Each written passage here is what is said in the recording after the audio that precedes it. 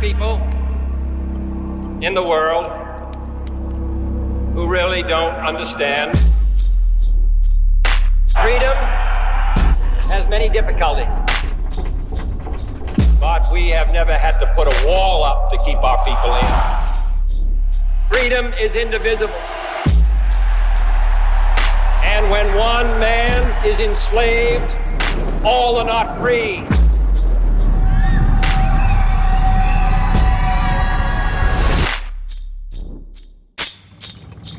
Modern war has become a struggle for men's minds as well as for their bodies. Today we face an enemy who spends enormous sums of money and manpower all over the globe in an attempt to subvert the thinking of the people of the free world, to confuse, divide, and ultimately to subjugate. It is a contest unlike any we have ever faced in our history as a nation. Contest for the minds and hearts of people around the world, all people. When power corrupts, poetry cleanses. We must never forget that art is not a form of propaganda. It is a form of truth.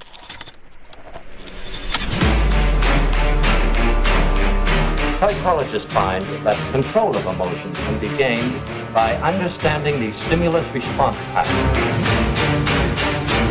Many everyday things become associated with these primary stimuli, partly by a process called conditioning.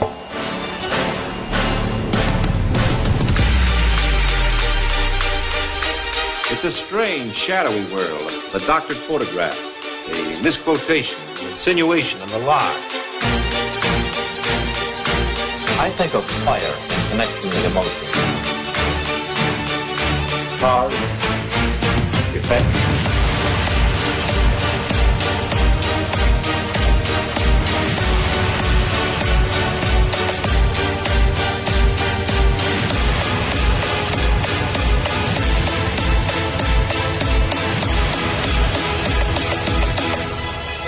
You've got to get a hold of yourself.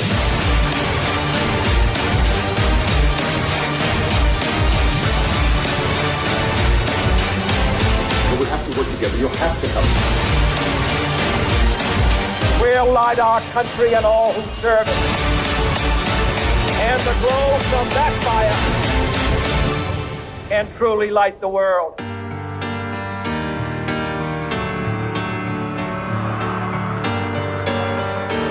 Yes, in modern warfare, our military leaders are finding that words and ideas are highly effective weapons. The views and opinions expressed in this podcast are those of the individual speakers and do not necessarily reflect the views of the host, producers, or any affiliated organization. This podcast may include sensitive discussion related to topics such as child protection, abuse, and criminal behavior. The content is intended for informational, educational, and awareness purposes only, does not constitute legal, medical, or professional advice. Any reference to individuals, cases, or events are based on personal perspective, professional experience, or publicly available information and should not be interpreted as statements of fact regarding any specific person or situation. The host, speakers, and producers disclaim any liability for actions taken by listeners based on the content of this podcast. Listeners are encouraged to seek qualified professional guidance for their specific circumstances. Listeners' discretion is advised. All individuals are presumed innocent unless proven guilty in a court of law. All right, guys, welcome to Blount County Breakdown. How is everybody this evening? Hey. Good. Hey. Hello. Doing great. Not in prison. There you go. So, Crystal, it's good to see you again. It's been a few weeks. Thank you. Yeah, I've been sick and finally getting to feeling better and getting my schedule back in order. Good to be back. Uh-oh, I hear something in the background.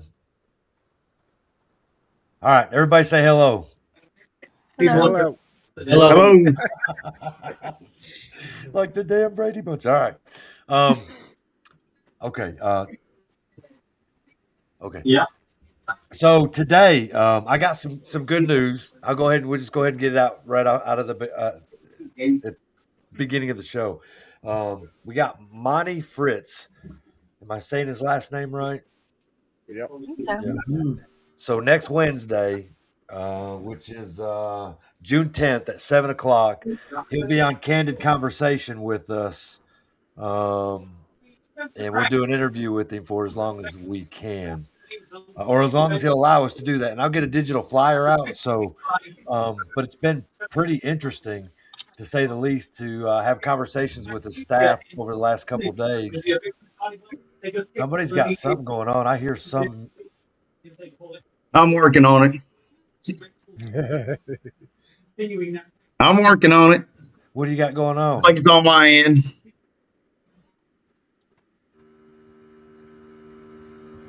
I think he's right. Okay. Anyway, Monty Fritz for governor, correct? That's going to be a great show. Yes. That'll be big. So me and Robert, we get to, well, we told him we was going to do just like all Candid Conversations, but we'll probably grill him a little. I probably got a few questions for it, but I mean, most of the stuff he talks about is kind of where I'm at anyway with it all, you know? Yeah. Yeah. So anybody out there that's listening, or when they listen to it later or share it or whatever, that kind of thing, if you got a question that you might want to ask him, send it to us and we'll do our best to get it on. And then he'll be live on air. So this won't be recorded, because if you guys know me and Robert, we don't do anything recorded. It's always live. That's the best way, full transparency like that. No edits. And so I explained who we were, and we were pretty much a small podcast, this, that, and the other, but they loved everything that we had to say about it. I don't know if he's watched anything or they've watched something or that kind of thing. So hopefully, I'm sure they're going to check us out before, that's probably what they was doing when they said, "We'll holler at you tomorrow." They was diving into our stuff. Vetting. That's great. Vetting, there you go. That's great, because we ain't done anything wrong. We've been really good. So, and on another thing, I got to meet some people today, and oddly enough, they like the show and all that, but they like Jason. Woo! Yeah, right. Come on, man. Oh no, I'm not kidding at all, man. When we talked about it, and I was explaining who each one of us was, and they were like, "Jason's a quiet one, but he always comes up with something good, and he's funny from time to time." And I'm like, "We pick on him like that just for that very reason." So no, man, they absolutely said that they liked you. I thought that was cool, because they, most people say they like Robert. What in the world? But yeah, and then we got Alan and Matt back on today. I think if we keep it to 6, last week we had Scrappy Dog. Didn't we have 7 or 8? I think we were around 7. Yeah, we couldn't get everybody. Beth couldn't get on. Beth was having problems, and then a couple of other technical difficulties for a little bit. Yeah. So, and then, but what it does is it scrunches us up, and it's hard for us to, like, use your. See how pretty we are. Yeah, use your volume and your your camera. So Scrappy Dog couldn't even turn his camera on, so he just had his thing, So I've learned if we maybe keep it to 6, or I don't know, we go over Robert's house where he's got all them screens, and then maybe we can figure out how to do it that way. No doubt. But it's good to have Alan back too, man. I think, Alan, you did really well last week. You kind of feel the role. This sort of fits you a little bit, the podcasting thing, man. Well, I don't know about that, but I appreciate it. I try my best, Well, you are full of information. And I bet the secret out that the Lathams are the one that run them people out of their homes down there in the. He waited till you got off the show and then brought that part up for sure. I think that's what he did. He kind of ambushed me. You kind of ambushed me. All right, guys, lots is going on in Blount County as usual. Does anybody got something that they want to start out with topic-wise? Because, I've saved anything in Crystal. Is there anything that you may want to promote before the show's over with? Yeah. I mean, I could talk about my herbs just whenever. I got a little herb business going on. Sounds good. A little herb business. All right. Little Got a, herb got a business. All right, Robert, share. go. Oh, okay. Hey, I was just gonna say, man, all the AI stuff is still blowing up. Now it's gotten to the Channel 10 news and stuff. They're talking about it, and the PPE has completely disappeared off radar. Just that quick. Imagine that. That's weird, ain't it? Because so all the posts that I've seen on Facebook, when I guess some of the commissioners are coming out and trying to say that it's a rumor, you know what I mean? It's a rumor. But then I did see where somebody posted that it's on the agenda somewhere at the end of June or July, the AI thing at the county commission. But some of these commissioners are saying it's a rumor, but it can't be a rumor if the CEO Oblinger from Alcoa is working with developers. They got the property out there like that. You know, the infrastructure is already there, all these things. And then they're saying worry about it should be the Alcoa side of the what is it, the commission. But correct me if I'm wrong, but doesn't the water and the utilities run through Blount County, Maryville, into Alcoa for that thing? So it sounds to me like it's a collective effort. It's just not Alcoa. And then the next question is, I know they can zone, right? They're talking about the zone thing. They can do these stuff. But if he sells it, what can they do? Nothing. Did y'all watch that video by Blount Partnership on Facebook? I was going to bring that up. Yeah. Yeah. And he basically said the truth. I mean, he said the truth. There's nothing they can do to stop Alcoa from selling it because it's Alcoa's. It's private property. Yeah. Right. They could make the rules so hard that they wouldn't want to come. But he said, but then you're taking away the rights of landowner. I mean, Alcoa is basically a landowner, you know, and they can't do that. Are they going to say that's like a constitutional battle? So let's say the people, they actually listen. All three commissioners listen, and they make it as hard as possible on them to do what they want to do. Is that like something that they can sue, and it becomes a constitutional issue because the property owner is not given the opportunity? Anybody know? I think that's the direction that this will head ultimately, is sue, countersue. There's going to be, this is going to be settled legally, not, you know, I mean, it's going to be between. Right. It's just too big of a thing for the general public to really command what they want, because, you know, as we know, it's private property, and it starts stepping on the property owner's rights and whatnot, for sure. But there again, you know, you can't have a fireworks stand so close to something. You know, I mean, there's certain things you can't have close enough in the vicinity of certain things. Well, you know, putting this data center right in the heart of Alcoa is kind of doing the same thing to other landowners. Well, now you've destroyed our opportunities for resale and everything else. You know, I think this is going to turn into something that's. But that guy from Blount Partnership. Oh, I'm sorry. No, you're good. Go ahead. That you could tell that guy from Blount Partnership, he wants it. Whether they say they don't, he said you got to have it. It's coming. You know what I mean? He said we need it for the future, for future development with cell phones and blah blah blah. But I still stand firm on what I believe. There's some farmland next to his house. What's that? I said there's some farmland next to his house. Right. I called my brother-in-law. He lives in Gallatin, and they just built one there. It's a 12-minute video. If anybody's interested, it's out there on Facebook. You know. Well, if there's a loophole, if there's money to be made, there's a loophole somewhere. It's going to be made. I mean, that's just the bottom line. Well, something I've noticed. But sorry. If it's a private, I'm sorry. Go ahead. No, go ahead. I'm sorry, guys. You're I was just going to fine. say something I've noticed about across Tennessee.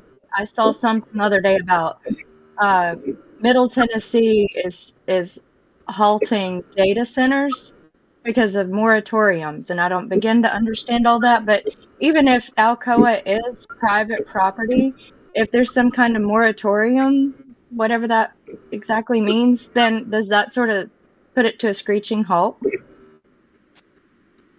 Slows it down. I believe so. Yeah, I think it's like an order to stop, take a step back, and look at things. Pretty much. Yeah. I wonder how we get that to how we get a moratorium for Blount County. Like I say, I don't begin Yeah, to that's fully something I understand all of it, but don't understand is how that works. I'm not like again, I'm not an expert in any of these things. Just like Rob said. Go ahead. Huh. So if I'm not mistaken, they put a moratorium on building, which is that development that I think Silver Creek or Sugar Creek LLC owns behind Kensington Mobile Home Park, and that they did all they could do, everything possible, and then they went to court and won, and they got a 60, I think it was 60 unit subdivision there. So what it does, it'll slow it down enough to where it'll go to court, and if the loopholes aren't closed by whoever, then it's going to go through, and they're going to say, "Oh, we did all we could do, everything now our hands are tied, and the court's ordered it. They can do what they want." So that's pretty much what a moratorium is. They can do that, but if they don't close all the loopholes, then they'll lose in court, and it'll be a done deal. Essentially a speed bump. Interesting. Yeah, pretty much. I mean, it's kind of like he said, a speed bump. But the speed bumps that the county highway department put out, those things work up to a point. I mean, they're good to kind of control the speed, but if there's a medical emergency and it costs an ambulance 2 minutes time trying to drive over those speed humps to get to your medical needs, and something happens, how good is it? You see? So they put it in there to slow it down, and then now I've noticed they've taken all the speed humps out, So that's how I feel about moratoriums. gotcha. Just slows it down, doesn't make it go away so much. Well, I mean, like you said, who would you want coming to tell you what you can't have a chicken coop, or you can't have 4 goats, or you can't have cows on your farm, But yeah, that's what it boils down to. Who gets to tell who that they don't have rights no more? Right. You can't pick and choose. You want to charge me so much a year for my property, but I can't do what I want with it. Yeah. Yeah. Right. Hopefully there's some kind of outlying ordinance or code or something that the creation of this data center would impede upon, to where that might be the loophole that, speaking of loopholes, right, on the side of those that don't want it. I mean, that's really the only thing that we can hope for. I mean, just like, let's just take the, what is it, the Fall Festival, the 4th of July deal they do over at Duck Pond. Everything's all been shut down. Freedom Fest. Yeah, because of noise ordinance and this and that, hoping for something like that, possibly that kind of keeps it blocked. Well, evidently the noise of that thing is just incredible. So yeah, they can't interfere with the school. I don't know how close the school is though. Like I was saying, my brother-in-law, he said he lives 6 miles away from the one in Gallatin, and he don't hear it. So I don't know. Yeah, the selling point on that is that the closer to the school, the better the technology. You know what I mean? Does he live across the river from the data center, or does he live on the riverside? Am I making sense there? Okay, so the Cumberland River runs through Gallatin, and so the reason why I ask that is because the sound waves would either slow it down or increase the noise. Yeah, and I see so what you're saying. depending on his vicinity that he's in, what environmental obstacles or obstructions Okay. could be Yeah. I acting mean, as a yeah. buffer. If there's a big old hill, that could deter it. Yeah. That being said, that is right down the road. I mean, literally, that there are several historical museums and whatnot, just a mile down the road, if that far, to include one large, pretty considerable tourist attraction, the Indian Mounds down there. That, I mean, the property's almost, there's a creek that separates them literally. So anyways, it's just, I say that because it's like, there again, with everything else, it's just like, we don't care that it's distracting or detracting from museum and history and culture and everything else. And, the people's enjoyment of getting out and visiting these things. That's like Gallatin's little, outside of all the country music singers that have lived in Gallatin, their museums are like their little local economy, literally. So there's my input on the Gallatin side. It works for me. But we're all in agreement that I don't think anybody wants it around. So the harder they can make it, the better off. Yeah. Well, the biggest thing is keep talking about it, because when you stop talking about it, that's when it'll sneak in. Yeah. Yeah, very true. Yeah, very, very, very true. Do you guys know anything about what is it? It's eminent domain. I'm familiar with it. Yes. Well, this lady, Dana Berliner, it's called Institute for Justice, but she has a good article on it. It talks about the power of government to force people from their family homes to destroy their businesses. It's a despotic power, and America's founders placed limits on condemnation power in the Fifth Amendment to the U.S. Constitution, but governments may condemn only for public use, as well as paying just compensation. So all 50 state constitutions also limit condemnations to those for public use. Isn't that what's going on right now with the whole PPE thing? Is eminent domain? Let's let Alan answer that. His family knows about that. Yeah, that's right. Took all that property. Yeah. I think eminent domain, I don't think you get any money or benefits. I think eminent domain is they stake it from you. Well, they give you a minute percentage of what your property's valued at, basically. I mean, you get a little compensation, but it's not like, hey man, this property's because everybody not fair knows market value. They pulled the eminent domain here in District 8 on 321, Highway 321, for this new lift / pump station, whatever they are building. So they took a piece of property that you could actually build on. I think there's around 70 something acres there, and the only place really feasible to build on, the utility district took it to build a new pump station.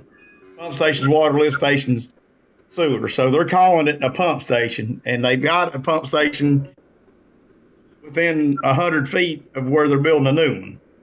Is that drinking water? So it's supposed to be drinking water, yes. Okay. For the new water line that they ran from Heritage High School all the way into Townsend. Oh yeah. So They June 11th. They used the eminent domain to take that property, if I'm not mistaken. I got you. I'll tell you a story about eminent domain real quick. It's actually the story that familiarized me with it. I believe it was Paul Harvey actually that I was listening to. It was something on the radio, and it was from a respectable media person. But anyway, so this guy, they came in and imposed eminent domain on him, took his property, whatever. Well, so then he came up with the idea, and he got a group together that agreed with him, and he came back and imposed eminent domain on top of the person's house that came forth with the eminent domain against him. It was pretty awesome. Yeah. He went full, what's good for the goose is good for the gander, you know. And like I said, I believe that was on Paul Harvey, if I remember correctly. That's pretty wild there. Yeah. So, you know, it's good to be knowledgeable of what you can do, you know. Yeah, I didn't understand eminent domain then. So what is it going on? They're the right of ways then? Is that what that is? Right of way accusation. Is that what that's called? Acquisition. Acquisition. Yep. Acquisition. So, yeah. So they're going through and buying what they need to buy. Which that was another thing, wasn't we talking about? Don't the partnership or IDB, something like that, own a lot of that property? I've seen somewhere quite a bit of it. I don't know, because if Blount Partnership and IDB, if they're acquiring property, they're getting it through funds allocated from where? What's happening? Exactly. But I think that's been over an amount of years, not just like all in one go or something here recently. Yeah, but is that like money that's funded from like the commission, Robert? You know? No. Man, I really don't know. Never seen any. All the meetings I've been to, I never seen them like allocate any of it to them.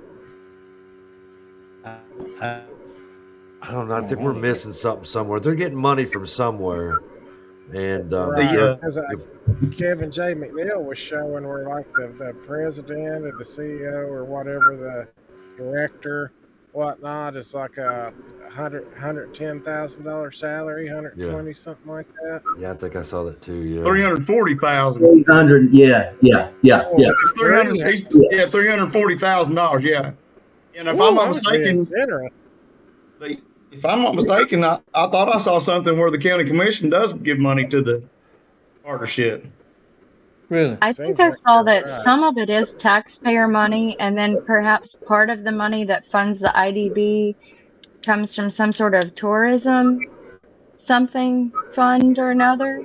It's been a minute since I've read this, but I remember digging into it a little bit several weeks ago, and it was like the money is sort of, I don't know, it's not coming out of good spots. Like the taxpayers shouldn't be paying it, and I think it was in relation to a Kevin J. McNeil post. But so I got it right here. It says industrial board is not a department of the county. Is that the one you think it is? Yes. He goes on to say. Go ahead, Jason. Oh, I was asking Crystal. I wonder how they differentiate the money. How do they know it comes from tourism? well, there's some kind of tourism board, and I couldn't tell you if that like ties into the Blount partnership or if that's, I'm thinking of something else altogether. Yeah. But there's something going on there that seems a little murky with the funding for the IDB. But McNeil did go over it. Yeah, that's what I was looking for. Okay, so look, go ahead.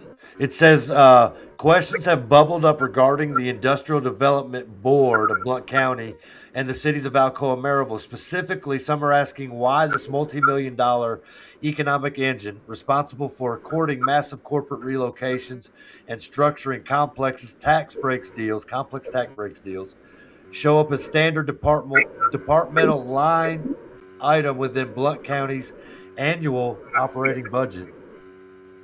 Yep. So 1.5 million, is that what that says? Industrial development. I haven't made it that far down. It says to understand why it should not be a department of Blount County, you have to look at what the Blount of IDB actually is. Despite the name, the IDB is not a department of county government. It is not an arm of the mayor's office, nor does it answer to the county superintendent. Legally, under the Tennessee Industrial Development Corporation Act, the IDB is an entirely independent, public, nonprofit corporation, but it's a part of Blount County's annual operating budget. Wasn't it somebody that not long ago somebody asked them something about that, and they said they didn't have to disclose that. According to this, public. They don't. They're public. They don't have to just whatever it was somebody was asking. It had something to do with where they got their money from. Well, see, it says under the Industrial Developmental Corporation Act, it's entirely independent, public nonprofit corporation. So it says in a distinct legal entity that can sue, be sued, buy land, and issue its own multi-million-dollar bonds. Furthermore, it is a joint operation. It doesn't just belong to Blount County. It belongs equally to the citizens of Maryville and Alcoa. If Blount County were to absorb the IDB's operational cost into its own internal department ledger, it would create an illegal fiscal cross-contamination, artificially twisting the county's actual debt ratios and presenting a false picture of public liability to the taxpayers. So I found this shorter one he done. Go ahead. Kevin McNeil. It says defund the IDB now. Why is there still 1.6 million in the FY27 development board? Are taxpayers paying the IDB CEO Brian Daniels $316,000 salary? Why is taxpayer money being given to those promoting uncontrolled commercial growth? And why is the county funding an independent nonprofit corporate entity as if it was department in the general fund? Is this not legally a grant subject to Tennessee and federal reporting laws? Tennessee state-sanctioned IDBs function as separate public corporations rather than traditional government departments. They have their own boards of directors and can enter into contracts, buy and sell real estate, hold property under nonprofit tax status, issue bonds, secure loans, and independently sue or be sued. That's a whole lot packed into a little I did not approve them to get paid $300,000 a year. Ain't It that should be up crazy? to us. If we're That's paying for it, right. we should. Oh, sorry. So yeah, on the Blount County budget, one of the line items is industrial development, 1,575,000. You there? Of course. All right. Yeah. Hang on. Matt, when you slide your laptop, it kills the sound. You there? Oh, he's muted. He's muted. Unmute. When you there? Yeah. Okay. When you slide your laptop, it kills everybody's sound. Oh, I'm sorry. You're all right. Wow. Did you see what's in the chat here? I don't understand whose name that is, but it says at one time Blount County was paying the benefits of BP employees, and it says Brian Daniels' salary is double that of Blount County Mayor Sheriff. Is that true? Yeah. Probably. Yeah. Yeah, he makes a lot of money. Because I don't know what their salaries are. Highway superintendent makes $118,000. I think the others between $120 and $150. Yeah, Matt. And he makes twice that. Yeah, $316,000 a year. Hey, pimps make a lot of money. Right.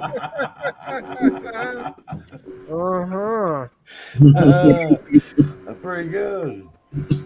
Oh, well, does it say anything in there about Blount Partnership, Robert? Are they a part of our?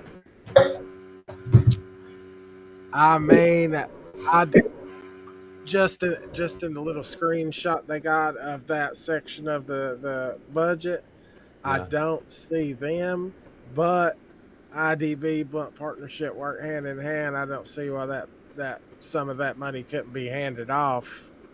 You know what I mean? It probably all goes in a big old circle anyway, truth be known. Are you calling it a laundromat? Do what? I said, are you calling it a laundromat? I mean, stranger things has happened, you know. It's odd though that they have their hands on so much property, especially the prime property of things that are being developed. So, just interesting. So, do you think the IDB will be involved in anything that goes on with the Alcoa thing, if it pertains to AI? I don't see why not. I mean, they got to thumb in about everything, don't they? It appears they do. Come out with. I don't know with it being obviously Alcoa. I would say they are. That's the whole thing right now. Is all this is going on with Alcoa, and nobody's going and talking to them, but it's all put on Blount County when they really, like a couple of the commissioners just came out and said, like right now, whatever's going on in Alcoa, they don't have no control of. Yeah. You know what I mean? Which I mean, they could probably do something to pump the brakes, like we was talking about earlier. But it's all Alcoa, and I'm still learning how all that intertwines and works together. Which, from what I can understand, that's kind of what Blount Partnership is. They are kind of the liaison or whatever between all the cities and towns in the county. I sure don't see a whole lot of transparency in it all, where people can just go and look up the numbers and see where the money's coming from, and then decide whether they like it or not. Well, they're definitely trying to step up with transparency, making these videos and stuff like that. You know what I mean? I thought that was pretty interesting, because you don't hear nothing from them up until 6 months ago, and now they're posting. Now they got live videos, and they're bringing people in, breaking stuff down, explaining it. Because they're trying to get ahead of the community. You know what I'm saying? For example, they were trying to say that the AI is not on the agenda at the county commission, and it was true that particular day it wasn't. But the community showed up to talk about AI, and they made it the agenda, and that's kind of what needs to happen. So it looks like everybody's paying attention enough. Everybody's sharing information. Everybody's, talking about this right here. So I feel like we're getting ahead of what's going on, and they can't divert from it. So the best way to do it is, oh crap, we're gonna have to do what Resolute and them guys are doing, and we'll send some reels out to try to make it look like it's not what it seems. You know what I mean? And a little damage control. Yeah, damage control, and they're on top of it. So, but like I was talking today in the little meeting that we had, that it's not about just us; it's the whole community that's doing this. You know what I mean? So, we don't get credit for anything. We're just talking about it. We're sharing everything that everybody else is sharing. You know what I'm saying? So.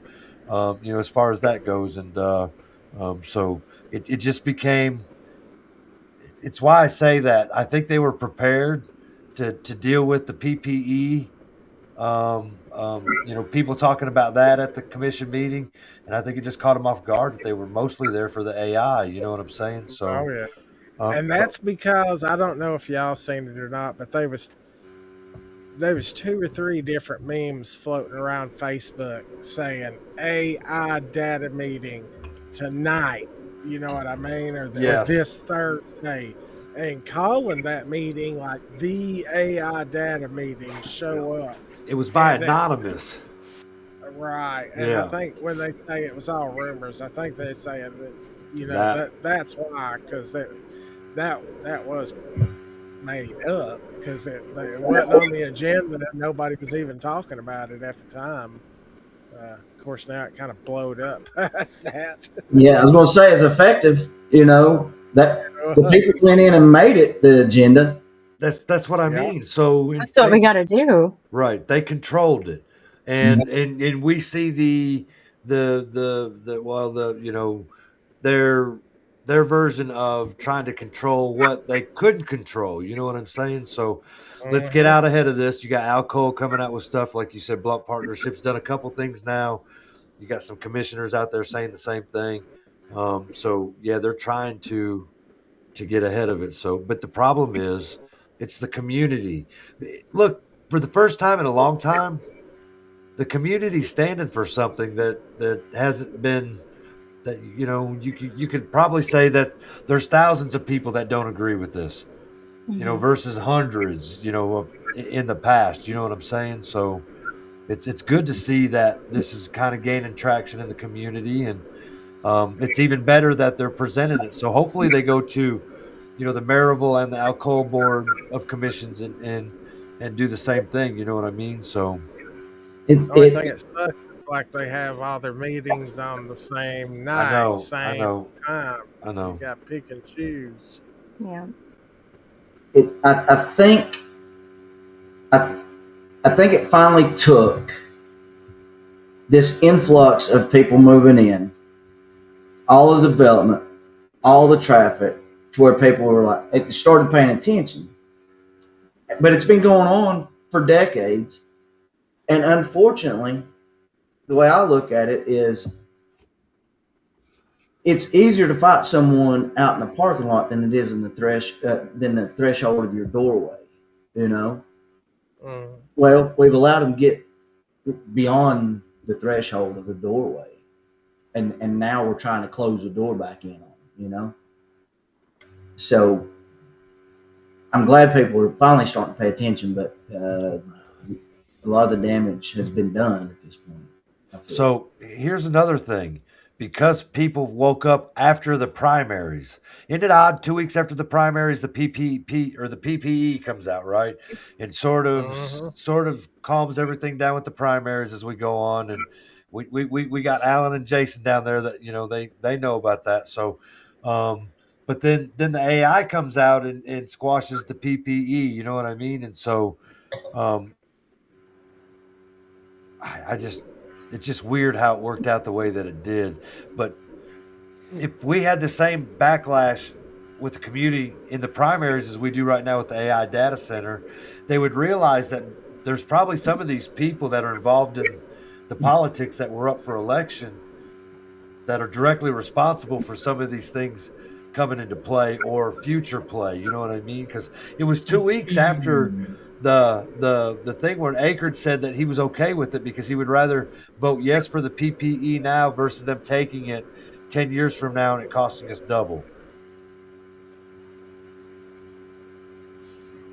From a standpoint, as me as a taxpayer, I agree with Mike. I mean, I don't want the parkway, but if we're going to spend the money, let's spend as little as we can, as opposed to 10, 15 years from now, it's double or triple what it costs. You know what I'm saying? Like I said, I'm not for it, but I can see where he's coming from as a commissioner, saying that. Now, like I said, I don't condone that, but he's right. I mean, if you're going to do something, right now's the time to do it, or it's going to cost astronomical amounts. I mean, I do that every day with my business. I'm having to rent a piece of equipment tomorrow that I could rent 4 years ago for a third of what I have to pay. You know what I'm saying? Yeah. So, I mean, I can understand his logic in that, but as far as, that made sense to me. Hey, if you all want, if whoever brought this up, because I still think they're trying to find out who presented this resolution or who brought this to the table. I don't think that's come out yet still. I mean, I haven't heard anyway. We haven't either. But like I said, if we're going to spend the money, if it's going to be $5 million now as opposed to $25 million in 15 years that my kids are going to have to pay for, Here's my thought on that. While that does make sense logically, absolutely. Right. My thing is this. I think it's another way that the citizens' voices are not being fully heard. If the citizens say no in the beginning, no during, and no in the future, I think that if something is brought forward once or twice, hey, the citizens have spoken. Don't bring it back again. It reminds me, it makes me think of a little 4-year-old boy throwing a tantrum in the candy aisle at the grocery store until he gets his way. Yeah. You know, finally give in because you're tired of getting embarrassed by your 4-year-old. Well, you know, I think there should be something brought forward that squelches that type of stuff. If you know, something that says if something has been presented on multiple occasions, X number of times, it's done. You know, I mean, in the studies, the state studies show that it's going to create bigger problems, more congestion. Well, why are we disregarding that? Why are we disregarding the citizen's voice? Why? But instead, going to the citizens for money. You know, Yeah, that's. I mean, we don't give enough. We don't work enough. Our 3 jobs. Well, I mean, I'm with you on that part. But like I said, the money, if they're that dead set on it, like the partnership, let them spend the money. Let them get the grant. They can go to the IDB and get a grant. Exactly. You know? Exactly. If you're all for it, you go borrow the money and you put it up front. I mean, and that's my thinking on that too. You know, like I said, if you're going to spend my money now, is the time to spend it rather than wait. You know, 2036 is a projected start date on this project. I was looking at it. Yep. And when I was a kid, it was 1999. You know, I say kid in my 20s. You know, it was 99, 2000, 2001. Because like I said, we redid that water line just for that project. And now, the cost from then to now, I take an example. When I worked in utilities, Royal Oaks, they had a force pump sewer system. And what that means is it's continually under pressure. Now, if anybody's been through Royal Oaks, you know all the hills and the valleys and the dips. That whole sewer system could have been put on gravity flow. And eliminated pressurized systems, chance of leaks, blowouts, or anything like that. So I remember Tim Ivins was a city councilman. He did a study and he said, listen, for $2.8 million, I mean, it was a lot of money then, but thinking of it, he said we can add $35 to the citizens that live in that area, $35 to their sewer bill, and have this paid off in 3 years. That was all the processes they wanted the city of Maryville to take over the utilities and the roadways. And that whole community, no, there's no way we'll pay extra $35. Now it would cost them a $235 a month extra for something they could have done, 25 years ago. And it was all because, oh man, that's $35. Well, like I said, if the partnership, they're all for that, that's what they want, then they need to be spending their money. Mm-hmm. These people with these projects and these interests and whatnot, I'm absolutely with you, Alan. They need to be funding it, but they know how to play around to where they get the taxpayers to pay for it. Oh yeah. We pay for a lot of stuff that is of no use to us. I mean, I could go through a list of stuff right now. Just thinking about, working in government all those years, stuff that we got. There was no region in the world we should even add. Didn't even need it. Oh, we need this for specialized doing. When you do that a couple times, and then the thing sits over in the corner and collects 20 inches of dust, and it's never used again. Like I said, I could go through all kinds of government waste spending. We spent money, we wasted money. And like I said, if you want it, and you find a way to fund it, don't ask me to do it. Yeah. It really pisses me off to think about it. My front yard that I want to do, or they? Oh, that's all right. So it says that the Pellissippi Parkway extension to Maryville was first envisioned as a long-term concept in 1973 statewide transportation plan. Thanks, Wow. Jason. I was wondering about that, though. I was wondering And for how long have those billboards been up that say, stop the extension when you're on your way towards like Sevier County or whatever, any of the little back roads or 321, it says stop the PPE. And, if or when they extend it, the peaceful side of the Smokies will be no more. There will be no more peaceful side. It will be Tourism Central, and we'll just go on over the edge just like Pigeon Forge. And Well, that's why they just now got the utilities tied in at Sevierville Road, is to go ahead and make that push for it. They did right under the eyes, So the utility infrastructure is there now. Yeah. So they've had plans for 50 years. That's a shame. So Christina Delaney, remember we had her on our candid conversation? Yeah. She talked about these very things, about how they were, bringing in this, the water and all that stuff like that, because what they were turning it into. So on June 11th, Thursday, June 11th, they have a thing up there at 6 p.m. at Townsend City Hall. It says Townsend residents call to action, time to voice your plans for Townsend's comprehensive plan. Thursday, June 11th is the 37882's opportunity to voice their approval or disapproval on the Townsend Comprehensive Plan. This plan will be the basis for all the land use decision in Townsend for the next 10 to 20 years. So this is where it's headed, ain't it? Absolutely. It's headed to Townsend. Yeah. Absolutely. Well, like I said, my grandfather used to tell me, hey, I may not see it in my lifetime, but one of these days, this place will be as big as Pigeon Forge. If they keep on doing what they're doing, it will be. There'll be a little silver dollar city up there. Go-karts. Well, I say go-karts. I think go-karts are kind of the thing of the past. My dad told me that there was a couple places in Pigeon Forge that are selling out. Yeah, that one that been there the longest shut down.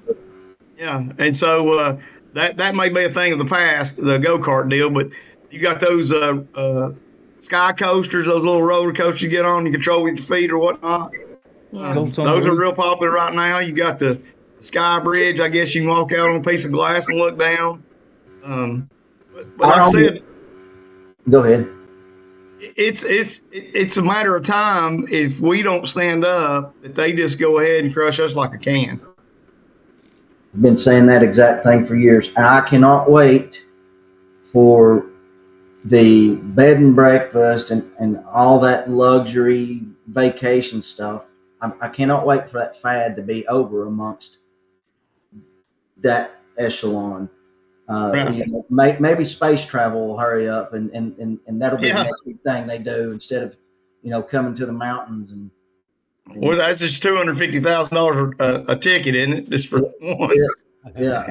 But hey, VCRs were $1,000 when they first came out. Microwave. I was talking to some people. I think some of the rental cabin deals. I think they're going away. I've noticed a lot of those are for sale. Mm-hmm. Kim Tipton said that Blount County people are still pissed from the fluoride era. It's been almost 20 years since we lined and packed it in at South Utilities, and they did it anyway, and it's broken. Mm-hmm. So they must have protested. I guess that's what she meant. Do you remember that at all? I don't remember that, Alan. That was a big deal that they were wanting to add fluoride to the water. The citizens of that utility district, South Blount, which I'm part of, we didn't want that, but our mouths were shut. Their ears were deafened to our comments and what we wanted. Being in utilities, if you've got a dead end water line, they're supposed to be what they call blown off or flown every so often. Mm-hmm. I've got a dead end line at the end of my two addresses down. And I can't tell you when the last time that somebody has come out and physically flown that line. Is that a highway department thing? No, that's South Blount Utilities. Darn it! I thought maybe we could blame it on Matt. We've got South Blount Utilities, Tuckleach Utilities, got City of Maryville Water, Alcoa Water. I think those are the four water systems that we've got. Do you recall around that same time, Alan, where they did the same thing at Martin Mill Pike for the new wastewater treatment there on Sam Houston? Yeah, the city Alcoa there. Yeah. Yeah. And it went through the middle of that guy's farm and everything for fluoride. Oh, yeah. Well, here's the deal: what the people did, how they snuck that in. It's funny that they wanted the fluoride for that. Nobody could understand why. And they put the wastewater treatment plant right there on Sam Houston. Well, what's right behind the wastewater plant now on Sam Houston? The research and development part. Yeah, research and development. Place. Right. It's just down from the school, correct? Is that what you're talking about? Yeah. Well, I know when I worked in utilities, all the extra, all the solids that came off of anything, they mixed that with lime, and then they got a company to come and start mixing that with material, and they were selling it kind of like topsoil. Mm-hmm. I can't remember how many loads of that stuff we took to a farm in a greenback. And that guy decided he was going to sell that farm, and when he decided to sell that farm, he came back and said, "Hey, I didn't sign a waiver or anything. I need y'all to come get all this." we spent weeks down there picking all that up. Same as out there when they added that Olden Pond on Sevierville Road for the water treatment plant. I think it was supposed to be 5 or 6 million gallons. We filled that thing up, and there were voids all under it. And it didn't even last a day, I don't think. I mean, I remember going out there, dude, and they filled it up, and the next day, man, it was draining. Wow. The next thing I know, we spent all that money on that project, and all the rocks and boulders and dirt and all that, we had to bring right back over there, fill all that in. I mean, like I said, this. If you've got a project that you want, just like the Parkway extension, they put a halt to that to do an environmental impact study. Do your studies on that. I mean, there's so many sinkholes around here in Blount County. You know that all that could have been drilled and tested, and and like I said, the money that we spent, the money we spent, just gone. I mean, it just washed out in the river. Yep. And we got a new name for another new tax, right around the corner, because we blew them up. Anyways, you get my point. I won't explain. But it's a continuous group of the same like-minded people, different faces. Everybody shows up, they're going to change everything, and all of a sudden they follow right back into that line as what was in there that we were trying to vote out. You know what I mean? So I look at it like this. My son, he'll be 20 years old in January. Okay. He's worked with me since he's 7 years old. And I said, listen, I need you to study. I need you to do your work. I need you to concentrate on that stuff. But I also need you to come to my jobs and look and see. I said, because everything you see on paper, wait won't work out here on the road. When the intersection at Sevierville Road and Everett High, when we redid that intersection, we were relaying a sewer line off a dead end, which was Rugby Place, to tie all that in. Okay, I was a backup operator, and I was digging that sewer line. We laid that sewer line 4 times. Okay. Because every time I told my supervisor, I said, listen, when we get to Sevierville Road, that line's going to be out of the ground. And for 4 times, and then he came back and said, man, Ray figured it, I figured it. And so another supervisor came out and I said, hell, they're figuring it. They're gazettas, man. They must be have them darling gazettas. I said, because they ain't figuring this right. Yeah. So when I start digging, I can tell whether that's going to work or not. And that's the thing. These book smart people, that's great. I mean, it's great to have an education, don't get me wrong. But unless you can visualize and see whether it's going to work or not, you don't have a clue. Well, in addition to that, to your point, we live in East Tennessee. The geology here is considerably challenging. Oh, absolutely. Diverse and everything else. And so, and just like you're saying about that project and others, you can tell when they're doing the studies and when they're not. Right. But then they'll Absolutely. give something out to the media, that kind of softens the blow. Well, we run into some unexpected whatever, or they'll blame it on the weather or whatever. No, you didn't do the damn study. Right.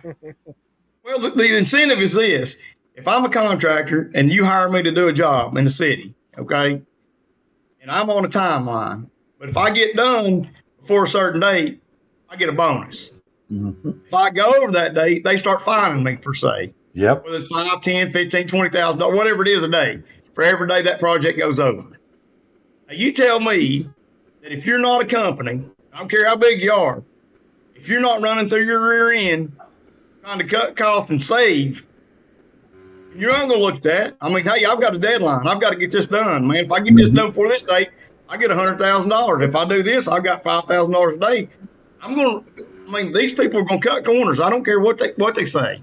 Mm-hmm. I mean, look at all over the state here recently, like the people that have been crushed or died in cave-in accidents doing the utilities, because they're on a time crunch and they're not using their safety equipment. It takes a long time to put a trench jack in a ditch. Oh, they're heavy, they're awkward. You have to pump them up. It takes a long time to put a trench box in it. You have to slope it. You have to do all the things that are necessary to keep it safe. But hey, you're just going to be in there 2 seconds, just run in there and get out. Yep. 2 seconds is all it takes. That's all it takes. Yep.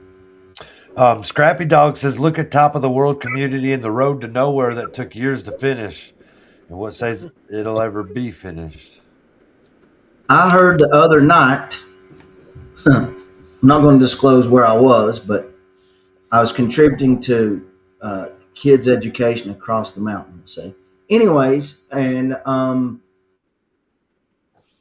this slumlord was in there, and he was talking about things, and he disclosed that was just now passed. Trump's administration which I'm fine. I'm not bagging on Trump.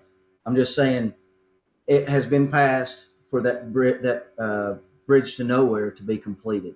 I think he even said in 2027 they're going to fire the project back up.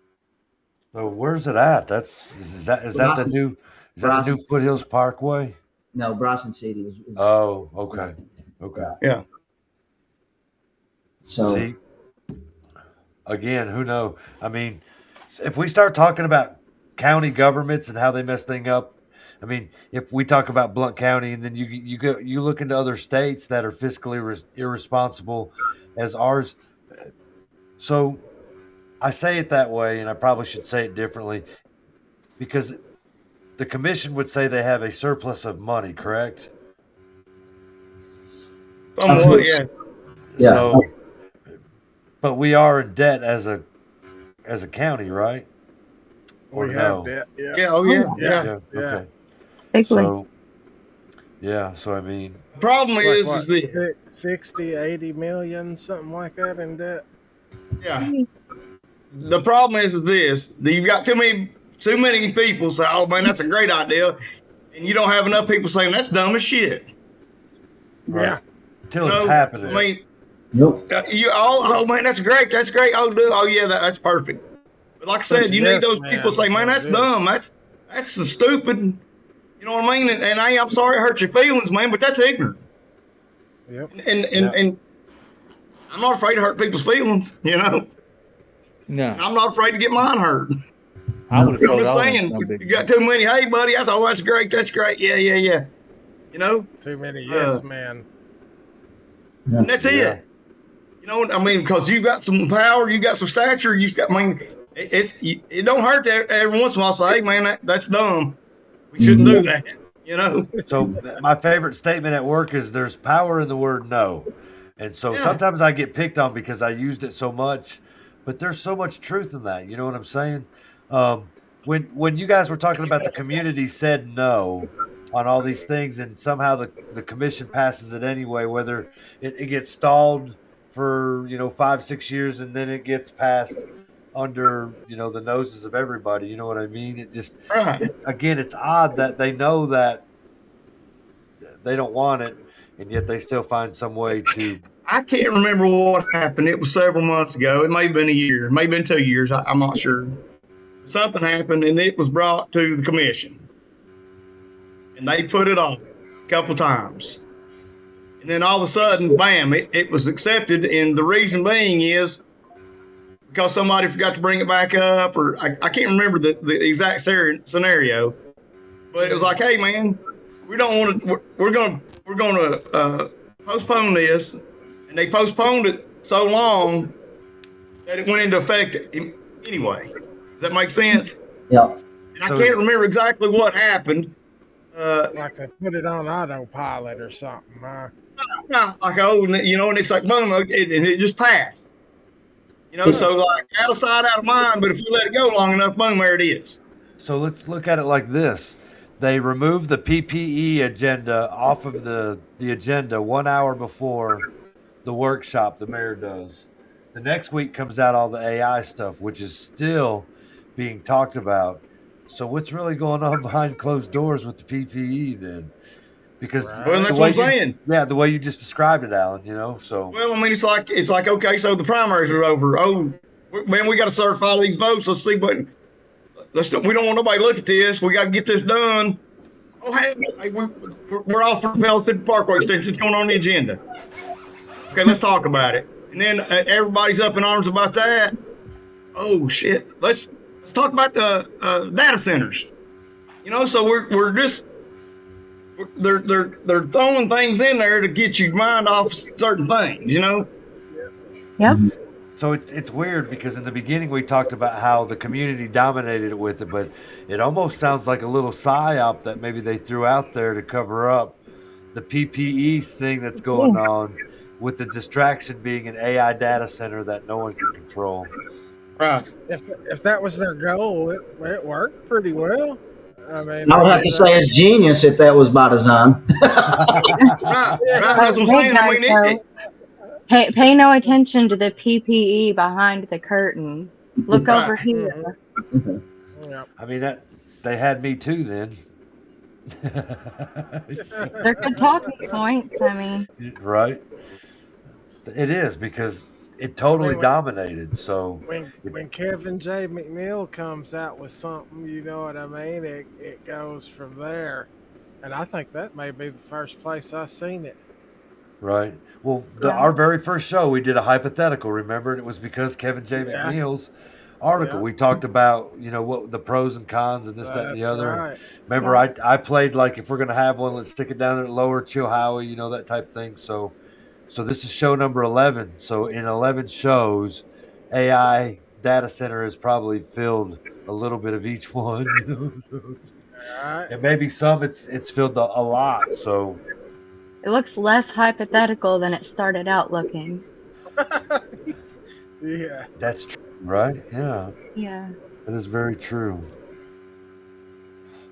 It's weird though how it has changed the narrative from the primaries, because we're not too far away from another election, right, Matt? So I mean, exactly right. And nobody's really talking about the election. I think what Jared Anderson, has a Democrat, he's got to defeat in order to be mayor, which living in this county, it's probably not hard. You know, no hard. I think he had 1,400. His opponent had 1,500 total vote in the primary. If I'm not mistaken. I mean, right. And then if you hang on, I got a sheet. I can give me just a second. I'll give you the numbers on it. Yeah, spin it. Yeah, Alan. So I would give anything to find this. I'm pretty sure it was in the Knoxville. Dandy notes here. I'm pretty sure it was the Knoxville News Sentinel, but years ago, there was a large centerpiece in the newspaper, and it was all about Pellissippi Place and the Pellissippi Parkway and the 50-year plan. Now, this isn't the same 50-year plan that Alan alluded to earlier. This is the 50-year plan specifically for Pellissippi Place, and from there over to 411 and 321. And I mean, it was it was pages and pages, so it was full of detail. And I really wish now that the county is paying attention, I really wish that could resurface. I have actually called both the Daily Times and the Knoxville News Sentinel, and they're like, you'd have to come in, you'd have to, look it up on microfiche. And I'm like, man, I don't have, you know what I mean? Yeah. But it's out there somewhere. It's a huge write-up with renderings, the drawings of everything, what they envisioned. And not going to lie, it looked nice. I was young at the time before I realized the impact that it would have. Right. But immediately seeing the impact that it started, I'm like, I've railed against that for a long time. And I guess it's because I was informed as far as what I knew was going to take place from where I read that full centerpiece about it, So, that's when I learned that all of the local surrounding governments are involved with that little piece of property. Every government around here, Oak Ridge, Knox, all of them.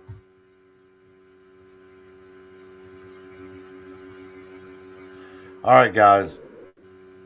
Oops. 1,828 votes. So what were they? What was Anderson's and what was Moon's? Anderson had 8,257, and Jerome Moon had 2,980. Pretty decisive. Yeah. So you got to have a bunch of Republicans voting for a Democrat for him to win. Yeah. Can they do that in this next election? Yeah, general election, you can vote for whoever you want to. Yeah, remember there was a big stink about it because there was some Democrats coming out saying that they were purposely going to do that. We talked about the it. primary. So yeah, I think the theory they were using in Knox County was they didn't have a viable candidate, or they didn't have anybody running for sheriff, say, and they felt like if they crossed over and they voted for, say, J.J. Jones, that would help him win as a crossover. Does that make sense? Yeah. And so that was their theory. They had some candidates in the county commission there that they felt like would work with the Democratic Party, more evenly than the people that are there now. So that was their theory too. Hey, this guy, he's headstrong on this, and this. We don't want him, so we're going to cross over and vote for this candidate that we feel like would work with us more, if that makes sense. Yes. I know. So, and that was the thing here, and I'm sure there were some Democrats voted in this past primary that crossed over for. Well, matter of fact, I know a couple that said they were. But there's nothing that they can do about that. Tennessee doesn't require you to register as a Democrat or Republican. You're just a voter. See? So, since 2006, I got my voting record when I went and pulled my petition. I voted in every general and in every primary election since 2006 on a Republican ticket, and it tells me if I voted early or if I voted on election day. But anyway, for real, they were trying to move that over, so they could pull more people in as a bona fide Republican. So December, they came out with this rule about being bona fide. Hey, if you don't meet this criteria and this, then you're not technically what we call a bona fide Republican, and you won't be a candidate on the Republican ballot. I think there was 86 petitions pulled, and only 18 people qualified as a bona fide Republican in Blount County. So what they did was they kicked numerous candidates throughout the state off the ballot, but Blount County said, hey, we want this guy and this guy and this guy and this guy, and they're not bona fide, and if we don't forego this rule or bypass it or give everybody a free pass is what they said, then we'll be beat by the Democrats. Well, just in a Maryland Democratic election, you only had 1,828 votes. Yeah. So the reasoning behind it is they had people they wanted, and they weren't going to qualify. They shouldn't have been on the Republican ticket. Yeah. That's right. Yeah. That's where the bona fide. That's where the bona fide stuff came in. That's why everybody's talking about bona fide and all that, because there had been some candidates removed from the ballot. Yeah. In the state of Tennessee because they didn't qualify. Yeah. But like I said, Blount County said, "Hey, we're going to give everybody a free pass." What's funny is because if you didn't, then your person that they wanted didn't qualify, and they couldn't be on the ballot as a Republican. They would have to run as an independent. Funny thing about that, as far as Maryville, Blount County, Zach Talbot was one that really brought up that whole bona fide technical legal jargon on the Blount County Republican Committee's thread. This was before Coulter had even came into the picture as a mayoral candidate. Well, then all of a sudden this comes up, and so it disqualifies the candidate that Zach Talbot was pushing in. Really? Yeah, it bit him in the ass for sure. Yeah. He's fixing to do some interview here. I don't know if he's trying to maybe stick his leg out there to see if he's going to be a politician in the future or something. Golly, man, that would. I think I saw something on Facebook about that, doing him and West. Is it Mary West? Mary, I think. Yeah. A radio show. Yeah, on Talk News Talk 99. I guess I don't know. 99. Yeah. I don't know what station that is, man. I listen to 103.5, baby. There you go. Yeah. You want to do an interview? Do it on that one. Okay, so Well, I think he already did it. He may have already done it on the 33rd. Oh, has he? Oh, okay. I think so. Well, so I know that if things don't work out the way that we want it, over the next 4 years with these, these new and improved commissioners that are coming in, then there's a friend that we can hire that will come in and take care of things. And watch this little short video real quick and see what y'all think. Oh yeah, yeah. Yeah.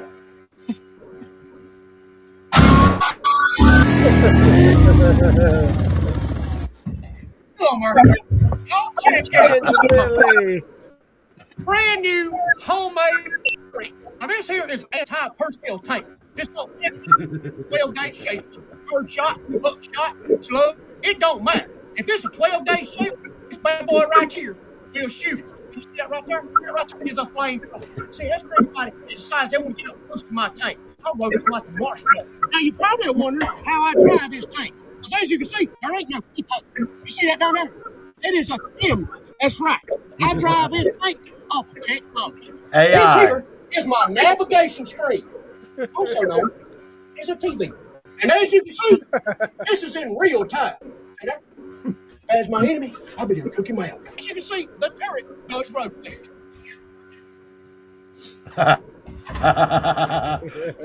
Rotates better that way. It does rotate. Military. Ain't nothing better than the smell of gunfire in the afternoon.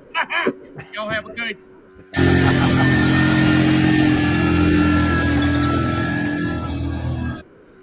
But you don't even need drugs I'm now. going to tell you Weed something is so about strong that now. video. Weed is like In drugs. 2007, 2008, when I worked at the city, we they cut our raises out. The economy and everything, it was just crap at the time.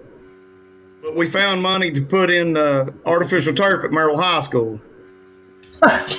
So I would go down there to the store in the morning and drink coffee before I went in. And I tell those ladies in there, I said, listen, if I, just goofing off, I feel like they made me mad or something. I said, listen, if I ever call you and tell you need to call in sick in the morning, I've hit the lottery. I said, there'll be a D11 sitting in the parking lot. I said, I'm going to bulldoze this store down.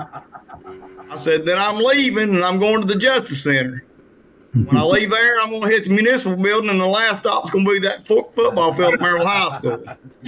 I said, when I get out of that bulldozer, I'm going to write them a check. That way I don't get charged with felony vandalism. There you go.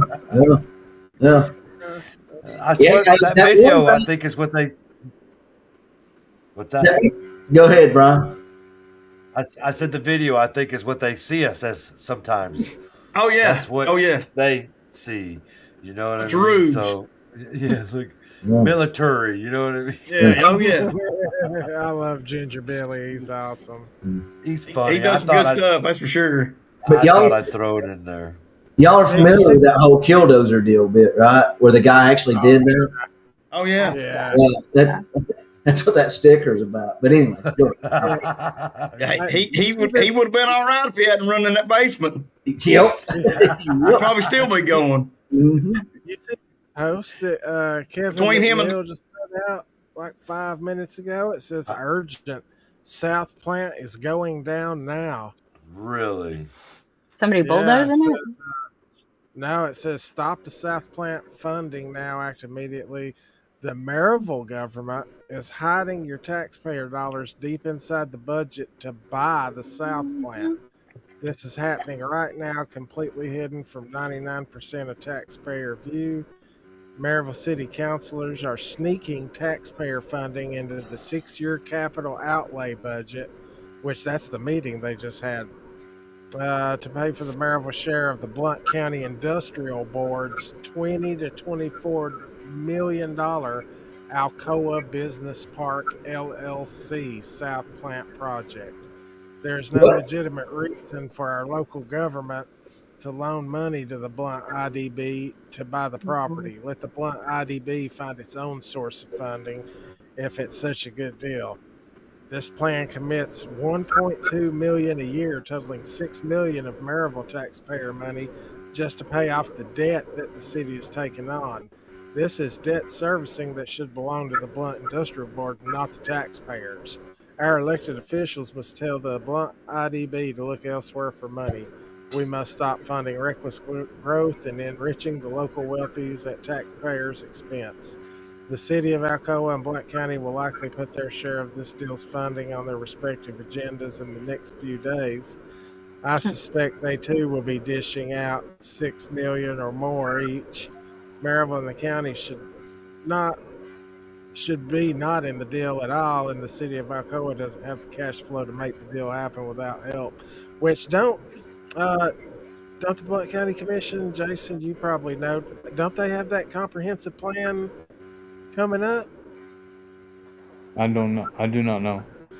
That's kind of what this is talking about too, I think.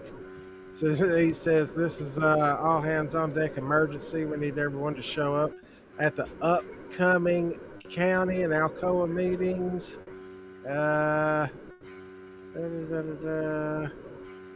Maryville City Council meeting. It's 6:54 p.m. Tuesday, June 2nd. Oh, that's wild, ain't it? That was today. Yeah, he just posted this on mine. It says like 9 minutes ago on mine. Yeah, 9 minutes ago. 10:14. Man, didn't they have a meeting tonight? They had to have, according to this. Yeah. Okay, so that source of image. The picture. 54 this evening. Yeah. So I showed the picture and the what you were reading at the same time. So it says South Plant property purchase, fiscal year 27 none, fiscal year 28 looks like 1,200,000. Fiscal year 29, 1,200,000. Fiscal year 30, 1,200,000. Anyway, all the way up to 32, totaling $6 million. It's the City of Maryville, Tennessee Fund 300 General Government Capital Projects Fund. 6-year plan, 27 through 32. It sounds like he's saying, too, in this that Alcoa, Blount County, and Maryville are all going in on it. Well, I hope the county does like they do with the Clayton Arts Center. They didn't put a dime in it, I think. Was it the county that didn't put any money in the Clayton Arts Center? It was Maryville and Alcoa. I'm not sure. Hopefully they'll be smart and not get involved in that either. Right. It goes into, it's the General Government Capital Projects Fund for the City of Maryville. So it's got Pellissippi Parkway right-of-way at the very top. Oh, nice. Splash pad and kid park at Sandy Springs. Traffic signal battery backup systems. US 411 and Weigel's Lane. Signalization. West Church Broadway. Garage repair. Garage next to Blue Tick. Amarine Road widening for city limits to Amarine Station Road. Amarine Station extension. That's $1,200,000. Walmart traffic light and temporary road extension. Guess where that's going, guys? Walmart sewer extension. You know about that shit, don't you, Alan? Oh, yeah. US 321 and Court Street. Traffic signal improvement. Sevierville Road sidewalk from Short Street across Browns Creek to Sevierville Road. Jarvis Park Pavilion. Billy Mincer Park. South Plant property purchase. Everett Park new pavilion. Everett Park improvements. Morganton Road improvements. Harper Avenue bridge replacement. Did you hear that? Merritt Road widening. Pedestrian connectivity project includes sidewalk improvements. Greenway Trail, wooden bridge replacement. US 321 and Bridgeway Drive intersection improvement. Sandy Springs Recycling Center improved phase 2 and phase 3. And then community gathering area plaza at West Broadway parking lot. Bond issue out for years. And there's something else, but it doesn't show that anymore. But that's their 6 years. Dang. Wow. The total down here, which is missing, but you got $3,900,000 for the right of way for Parkway extension, and you got $2,500,000 for a splash pad kid park. $6 million for South Plant property purchase. Why is the city of Maryville doing that? Good question. So maybe they're going to buy it so they can not let a data center go on there. Possibly. Yeah, maybe they're going to buy it so they can't allow a data center, or they're going to buy it so the data center can come and they can make money. Or so they can move their football field over next to Alcoa High School and then become dominant again. Yeah. I'll tell you right now, what I'd like to do is I like to be the bridge builder, man. Those bridges don't look like they're that tough to build, man. $400,000 for a bridge. Did you see that? Well, think about the splash pad. Who's getting $2 million for a sprinkler and a concrete? Oh God, Jason, you know they all want that. The whole $2,500,000. $2,500,000. They're not going to like you anymore. So I'm going to be at another meeting and be like, that guy Jason was against the splash pad. We don't like him now. Them things ain't nothing people can wash their asses on. Jason going to be the first one there, you know what? No, Jason won't. Jason got a pool. Jason got a pool. Jason will be the first one there. You know how it is when you got a pool, you'd rather go somewhere else. No. Well, with the way they're driving up homelessness around here, they're going to need a hygiene park for the homeless people. That's what I'm saying. Yeah, for real. Like, none of that money's going to help the homeless people, and there's more and more every year because nobody can afford Blount County. Well, they're gonna put soap and shampoo there at the splash pad. Yeah. Dispensers. Cool. Well, I mean, no, I was telling somebody the homelessness has grown so much. I think in 2006 we did a study, and I was on night shift at the time, and we drove all over the city of Maryville. I think there was like 4 or 5 people that were homeless in Blount County that we could find at the time. Behind Midland. And they had right there where they built those condominiums below Citizens Bank. I don't know if you've seen those, but that used to be a doctor's office when I was a kid. And there was a black gentleman that was homeless that was living in that building, and they sent us down there to run him out. And when I went in there, that he had done so much cleaning and had his clothes in one of the closets. They were all pressed and all lined out. And the place was immaculate. You could eat off the floor, really. I mean, you wouldn't think that guy was home, but we took that property, that city property, and demolished it and sold it to somebody to develop something when they could have remodeled those and made an area suitable for people, you know. And that kind of just, it left a bad taste in my mouth because that guy was really trying, you know. Mm-hmm. And don't know whatever happened to him, but now I look around and I cleaned a lot up behind the subway there on Calderwood. So the Firestone, there's a lady called and she owns a lot behind that. And she's like, hey man, I've got some homeless people moved in here and I'd like to clean it out this where we can see. And so I did. It was a big project. I mean, it was really nasty. That she said, you know, the thing about it is I wouldn't have a problem if they would come in and clean things up. They had brought a heavy bag. I don't know what they needed, and had filing cabinets. Brought all that stuff down there and just totally trashed the place. And it was about a $8,000 job to clean all that up and dispose of it. And I'm like Crystal, man. I'm not against the homeless person, man. I'm against people that don't try, you know. Right. And these people, they get out here and they try hard, but there's no avenue for them to go anywhere. There's nothing here for them to have or do.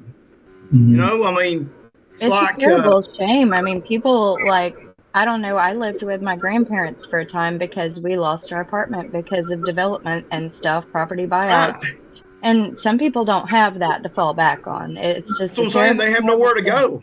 Yeah. Exactly. They don't have family that'll take them in or help them for whatever variety of reasons. But They're all along the Greenway. Yeah. There's a guy here in town, to your point, Alan. I used to be hardcore, like I'd be a smart aleck to homeless people. But anyways, I matured. But anyway, there's a homeless guy here in Maryville that I've kept up with for probably 3 years now. First time I ran into him was over at Kroger's on Hall Road. And he saw my truck and trailer, and I had a stump grinder on it. I do stump grinding sometimes, but anyways. And so he straight up walked up to me and asked me if I had any work for him. And those are the kind of homeless people, you know, the ones that don't ask for money or anything else, or extend something out like that, like, hey, I want to earn something here. Oh, yeah. You know, God bless them. I mean, I literally ran into him again the other day at Home Depot. I went to go get some paint stuff, make a sign for my truck, campaign sign. Anyways, and I was in a totally different vehicle, and he recognized me. And so I rolled down my window. I didn't see him. He yelled at me. Anyways, and there again, he was like, hey, man, you got any work? Every time, and without fail, and never asked for money ever. But and you know, there's it makes it hard because you don't want to say you want to use tax dollars to fund helping those type of people. I'm just saying, I you know, there is that argument. Right. Some of those people need help. But then you have the shit bags like you're discussing. That's like, you know what? No, you're just a bottom feeder, and I hate to go like that. But at the same time, the majority of these folks have mental disorders, and they don't, you know, they're carrying a heavy bag over to the green belt to set up a gym. You know? Well, you know, I think about that, and going back to and even today, you know, in law enforcement, even today, I think that I'm this close to being just like that person. You know, I mean, I could be a shitbag. You know, one broke leg or one ankle, one shoulder, one neck injury, one whatever, man, and I'm messed up on painkillers, and you know, my house is gone, my family's gone, you know, and then I mean, how could you not be mental when you had everything and then now everything's just gone? Hope has vanished. Absolutely. I mean, everything you had that you worked for, that you strive for. Like I said, I'm this close to being just like whoever I deal with every day. All are. We all are. Absolutely. A lot of people are one check away from being that way. Absolutely, and that's what people don't realize. You know, it takes and so. I mean, I'm like you. As a kid, I remember my daughter. She was born in 2000. In about 2003, we were at the Greenbelt, and there was a lady. She was very well known in Blount County, homeless. And she had medication, but she didn't take her medication. And so we were feeding the ducks. I remember my daughter, 3 years old, we're feeding the ducks, and this lady was in the duck pond taking a bath. My daughter's like, "Hey, Daddy, is she swimming?" I'm like, "No, she's not swimming. Come on, you know." But being in law enforcement, I dealt with her on several occasions. Well, her daughter finally came into town and got her back on her medication, and I'm not seen or heard from her, and she may have passed by now. Yeah. Was she a blonde woman? What? Was that blonde woman? Was she blonde? Yeah. Short? Yeah, strawberry blonde. Yeah. Yeah. She would get down in the Goodwill. They used to have a little Goodwill donation box right there by Midland restaurant. He would climb down in that thing, man. And then, of course, the police department, they call us, and we go over there, and I'm like, "Hey, man, you know, how can you not let her take donations? They're donating it to, you know, that exact cause." But hey, guess what? We're making money. If they go through it and take it, we don't make any money. Yeah. You know, I thought the whole purpose of Goodwill and things like that, I think Goodwill shut down now, but I thought that was the purpose of helping people like that, you know? Shirley so it's hard says, to do a job. Shirley says in the chat that Blount homeless are not locals. When there are 300 permanent homeless, we qualify for millions in grants for managements. And then Catherine was talking back when we was talking about the splash pad that meanwhile parts of Allegheny still can't get city water without paying $5,000 per household per Quentin Caldwell, whoever he is. Damn. He was the appointed commissioner that served, I don't know, maybe 8 months on this last commission. He just lost. Oh. Yeah. So I've got several houses on my road. I think 13. And the water line comes two lots to the end of my road and dead ends. And I've tried to get city water from the main road to tie in to make a loop system for 20 years now. Huh.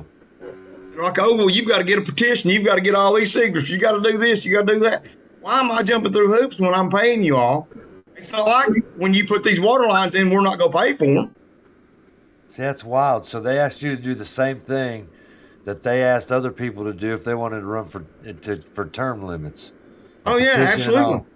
Yeah. It sounds like the same, you know, red tape bullshit. You know. That's what it is. The water stuff y'all need to I need to know about it. I can't even get cable in my house. Well, I don't know. They call it that anymore, Alan. Well, I mean, you know, Spectrum or Charter or any of that, they don't even offer. I don't even get what is it, fiber optic. They don't even offer fiber optic in my area. Where do you live at? I live just right down the road from Lambert's Golf Course on Tuckaleechee Pike. Oh, okay. Yeah. You know, my wife, she was she's been a phlebotomist for 15 years, but up until the last 4 probably. But one time one of the Blount County officers was in there getting his blood drawn, and he said back then they knew all the homeless people by name because there's only a few. Oh yeah. But now, there's tons of them. We used to have a guy called River Man. He lived up on the Little River. He would walk across from the river and live in the kudzu across from Wallen Center. Well, I happen to know that several homeless people are not from out of town. One that I keep in communication with, their mother passed away. They're on disability and they don't seem to qualify for housing, or the wait list is so long that they get to live in their car for 2 or 3 years while they're on the wait list. 3 years on the waiting list. That's bullshit. Pardon my friend. Yeah. Well, and I know another woman whose husband passed away several years ago, and she, continued raising the children. They were almost grown, but it put her in such a bind. She was awaiting her disability, and her husband passed away, and so then, they lived in the car for a while. And it's not all just people coming from other places. Like, if I hadn't had family, I could have easily been on the streets. And I know a lot of people are in the same situation where they're like having to go live back at home with their parents or grandparents. Exactly. So it's I think people fail to realize how much this is affecting the community of people that have been here like their whole lives. Yeah. And the current housing market, the way it's gone bananas after COVID. It's impossible. Yeah, I was finishing up my degree. I was going into my senior year in 2021, anyways, into 21, going into 22. And I was like, hey, I finally get to be an adult. I'm about to finish college. I'm going to be able to have my own house, be able to have a dependable vehicle, finally climb the mountain. And then the housing market went stupid. Yeah. I'm not afraid to admit it. I live with mommy and daddy. I'm 48. Am I proud of it? No, not really. But at the same time, it's like, well, you can't say that I haven't exhausted every possible way. You do what you have to do. There's no way that a single person or a young couple that's trying to get established on $15, $18, $20 an hour can afford living, especially in Blount County. Yeah, it's bad. My rent went up 46%, and I had to move. Yeah, and I had been a tenant here for 4 years, always paid my rent, never had any issues or anything. But we got bought out by Rand Property Management, and they jacked up that rent, gave me 3 months notice, and I'm like, sorry, I'm not going to be able to stay here anymore. Yeah, that's crazy. It's affected so many people. I mean, I'm going to be honest with you. I've been fortunate with my rentals that I've not gone up on my rent. And unfortunately, I don't foresee what's going to happen with this new assessment. But I mean, that's like people talk about the wheel tax. Oh, this wheel tax, man. If you do this wheel tax, then everybody's going to be paying. Everybody that drives a car. Guess what? If you rent my property, I pay your property tax. So if property tax goes up, then I've got to go up on my rent a little bit. Now, knock on wood, the most expensive house that I've got right now is $1,200 a month. That's unheard of. Yeah, it is. You're paying property tax for the people. Yeah, that's what I'm saying. And then that house is in the city of Maryville, and like I said, I cannot see myself trying to take advantage of somebody that's been good to me by being a good renter. Yeah. I mean, yeah, absolutely. I've got a house there. It's probably a $2,100 a month house. I mean, really, realistically speaking. But, I mean, I just can't see jamming somebody to get ahead because it's not really going to benefit me in the long run. But but my thing about the wheel tax is, say there's 18 Mexicans living in one of them houses of yours, but there's only one house, with the paying for the property taxes, but there's 18 people that could be paying the wheel tax. Yeah, that's my thing.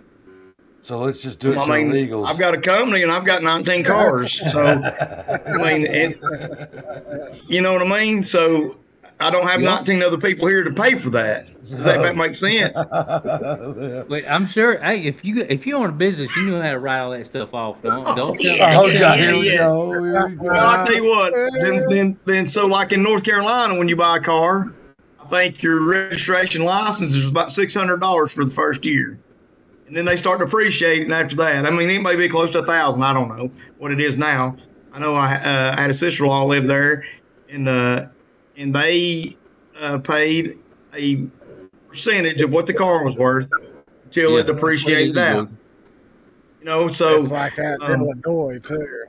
In Georgia, so lived there for a while. If you got 19 cars and you got $1,000, that's $19,000 a year in wheel tax. You know, until that depreciates out, and then obviously, you know, just as well as I do, when that depreciates out, that thing blows up or somebody runs into it, totals it, and then there you are doing the same thing. Yeah, but people like you got 2 cars in your wife's name and 2 cars in your daughter's name. Oh my God. Where did the show go? Your son's got 8 cars. Hey, that's what happens. That's what happens when you take people's land. You know what I mean? Right. You know all the loopholes. Man, that's good. Yeah. Hey, Kim says that she has a well and has for 26 years. She loves her water, and she hopes that the water line never makes it to her house, and she just lives in Friendsville. Oh yeah. Well, you know, that's like out here at Gamble Lane, right across from Heritage High School. Man, they love their property. They love their field lines till they quit. And when they quit, and your stuff's backing up in your house, what are you gonna do? Yeah, you gotta fix it. Yeah. So it's a. I mean, people don't understand the luxuries, you know, and you know, working utilities and stuff, and you get that call, hey man, my turds are floating in my bathtub, man, and you're on call in the middle of the night. I mean, you're wanting to go and help those people get relief, you know. And again, relief again, get it? Yeah, exactly.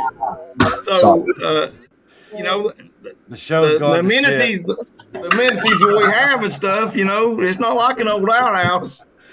There's not many people can go out there and poop in the middle of the yard anymore. Your house is 3 or 4 feet apart. You know what I mean? It just depends on what time of day it is.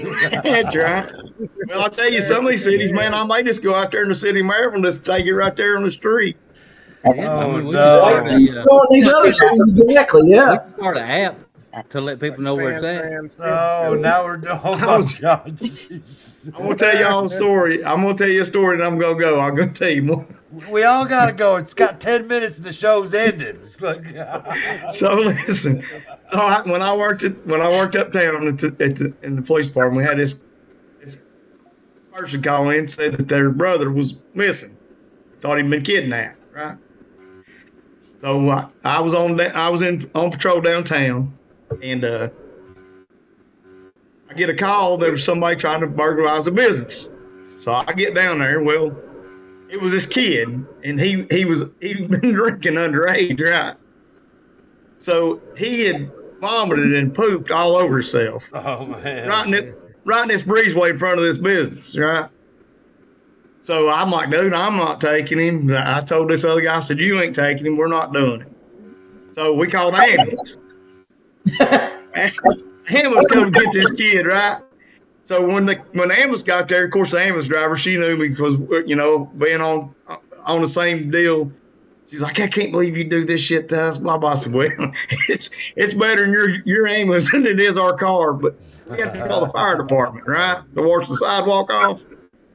When they turned that water hose on, it blew all that stuff underneath these people's door, that business. I don't know what they thought the next morning when they come to work, but I was in bed, brother. And I didn't have to do a missing person or kidnap report. Well, let me tell y'all a story real fast. Homeless people. Y'all talking about homeless people. I filed for disability in 24. It was, right, the first of 24. In January, I think of 24. And we made it through the first year paying our bills just fine. And then the next year, I told my wife, I said, we can't keep doing this or we ain't going to have no money left. So the bank, our bank, you could file for forbearance, I think, for a year. So we did that. So and we didn't have to pay the house note for a year. We was gonna have to make it up, but we didn't have to pay for it. So January of 26, the forbearance was up, and the month that the forbearance was up was the month that I got approved for disability. So that's how close I was to losing my house. You know what I mean? Yeah. So it can happen. I mean, like I said, I believe in God. Oh, absolutely. Oh, yeah. That wasn't no coincidence. Mm-mm. You know what I mean? Yeah. No. So, I mean, the month it was up was when I got approved. So it was all good. I mean, I've caught up the house, and I can put a roof on the house. That's I good. don't miss out on that deal. That's real good. I'm glad that came through. It's all in his timing, you know. Awesome, yeah. All right. So before we get out of here, Matt, you want to plug yourself and let everybody know what you're doing, where you're going briefly? That sounded weird. Why? Plug yourself. Okay. How do I say What a that? weirdo. Do you want to let people know that you're running for highway superintendent write-in candidate Matthew Snow? Well, yes, I would like to go ahead and throw it out there. I am, in fact, running as a write-in for Blount County Highway Superintendent. And my friends and family and supporters have been doing an awesome job on social media, helping push this. It is a 100% just due to I had to be very strategic about how I went about this. So, and I knew the whole time that my efforts were going to have to be 100% through social media. So, big shout out to all those that have been pushing it. I mean, my phone. Outside of that, my phone has gone crazy, so I'm mad at y'all for that. But anyways, but no. So I say that to say this: if this is first time you've seen my face, sorry, but no. If you go on Facebook and see anything that's posted about me, please read it. See if it's whatever I've said is something that resonates with you. And if it does, please consider giving me a vote. I will be a write-in. You will not see my name on the ballot. It does have to be, just to be on the safe side, Matthew Snow, just how I have it on my name down here, Matthew Snow. And so I'm running to give the people their voice back and representation, and so try to get some of these roads fixed and the existing roads fixed and whatnot, and play catch up basically. And so that's all I have to say. You'll see me out there, and I am going to be. I do have to start a major effort in reaching out to demographics that do not use social media. Yeah. So my next couple months, I'm going to be busy reaching out to those demographics, but primarily all through Facebook. So thank you, Matt. Yes, sir. Thank you. And thank you all, everybody. Y'all are great. I love this. Are you going to spend $90,000 of my money to tell me whether I need to get a permit to wash my car or not? Because you already voting for your ass. If we're allowed to take baths in the duck pond, take it over to duck pond water. Take it over. You can take it to a splash pad. Hey, yeah, that's what I'm saying. Here's the great deal. Look, I just now came up with a great idea. Here's the deal. So, with the duck pond being there and then a new data center being there, the vibrations are going to kill the fish, so nobody's going to be fishing over there. We'll just turn it into a literal drive-through car wash. Just drive through. Oh yeah, that'll work.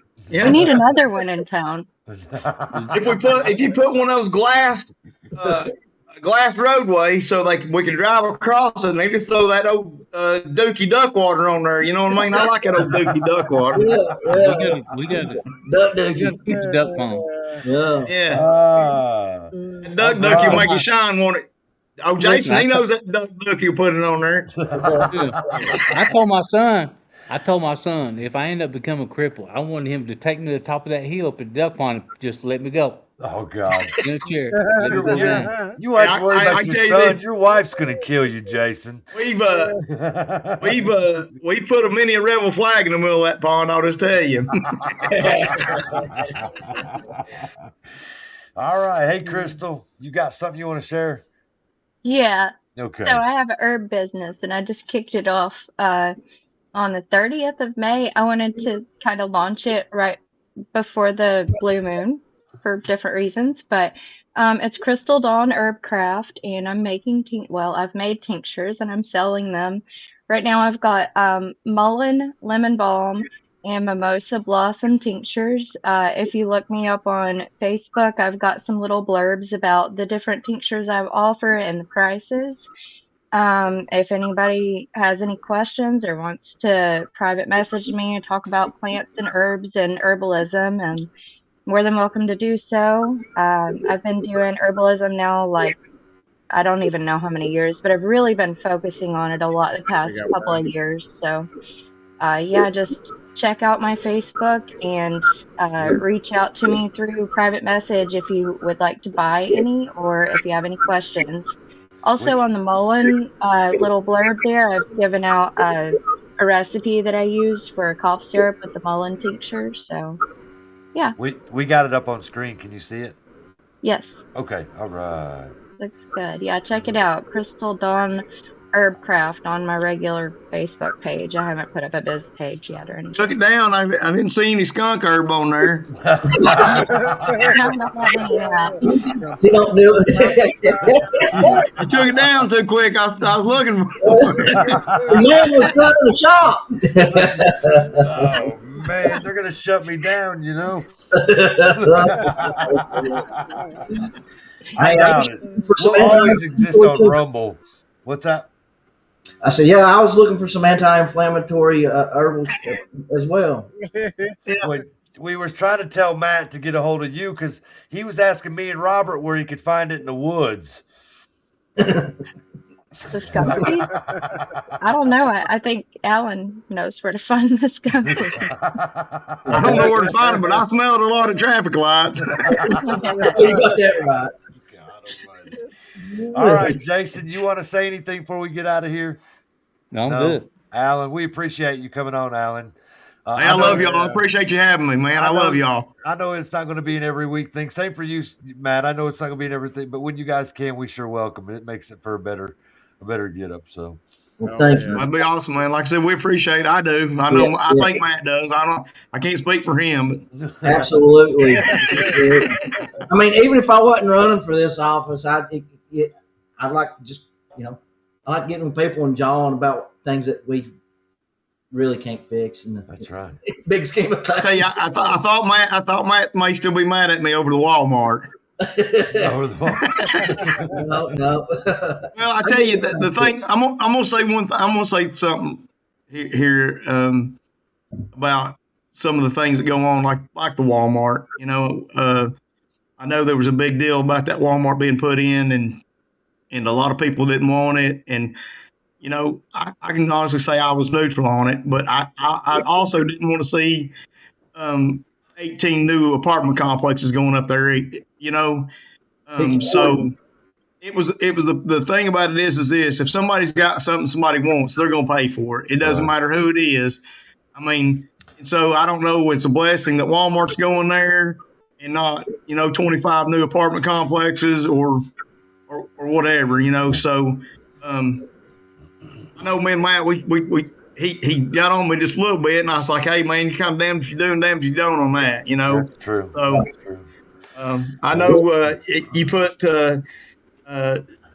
all those apartments in there, and then you got all those vehicles and all those kids, and and everybody driving in and out. So anyway, there's my 2 cents, Matt. I love you.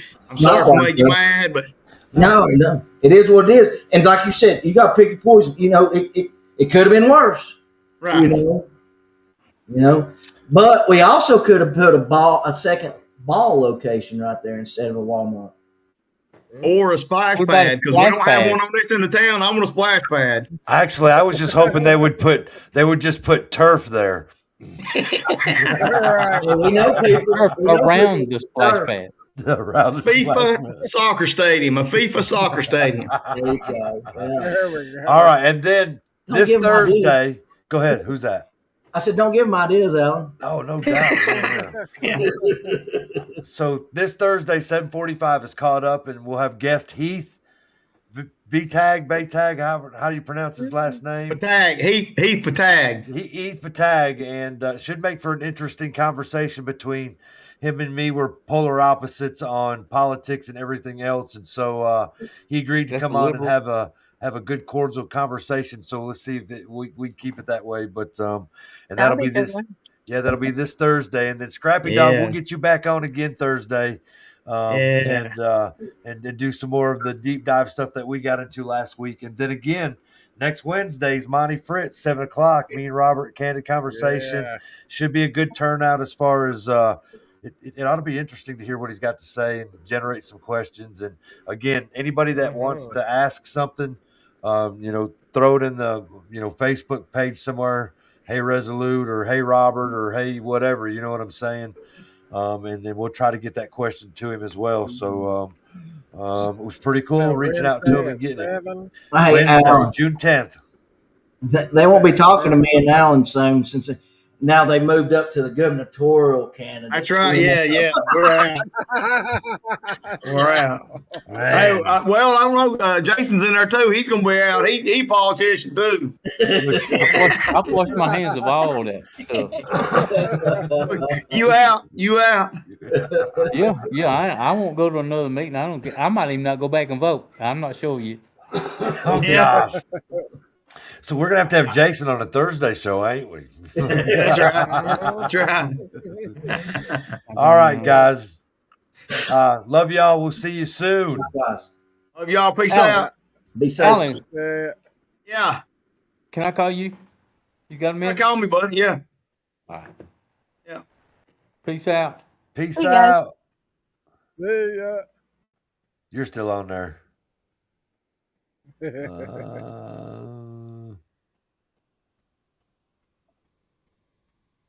All right, Robert. You have a good evening, brother. Later, man.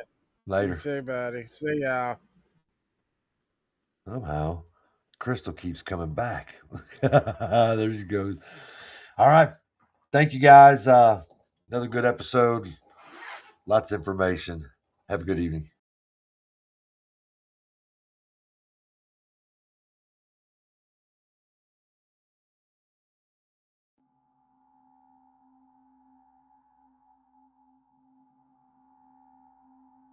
Resolute Exposure is a social media platform. Almost all content on Resolute Exposure is created by citizen journalists.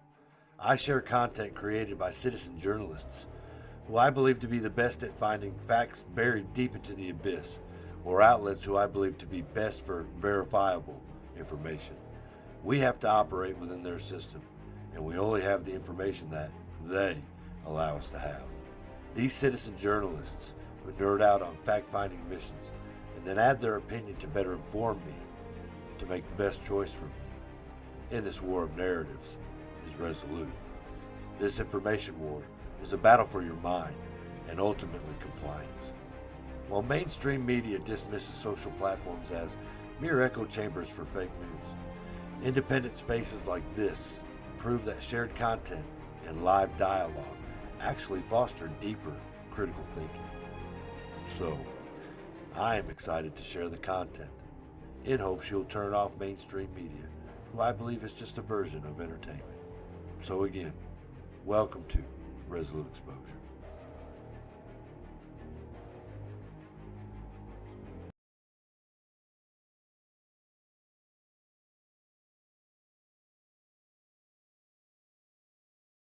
My heart, pumping all day long. Get me the morning when darkness comes.